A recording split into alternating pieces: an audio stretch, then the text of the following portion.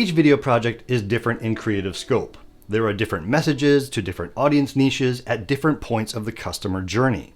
So it is reasonable to ask yourself, how important is it to you that this particular video project stands out creatively against your competition? For attention-grabbing commercials and heroic brand videos, it can be pretty important. I'm talking about beautiful cinematography, an evocative soundtrack, integrated motion graphics, and an emotional journey. Video projects that help your audience with their due diligence don't need that kind of impact. They need to provide more useful information than broadcast your brand. But even if creativity isn't the priority, you need to ask yourself, what is the minimum production value that will speak to your brand?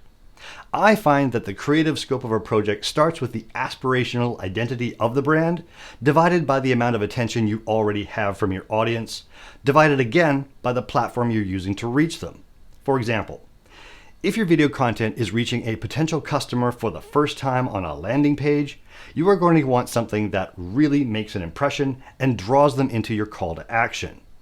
Value-based content on YouTube, for example, requires a baseline of production value, but not the same as your branding or commercial videos. If you have an audience on TikTok or Instagram, people will watch your vertical videos whenever you post them. So, ask yourself, how important is creativity in each of your video projects? In the next video, we will talk more about platforms and applications.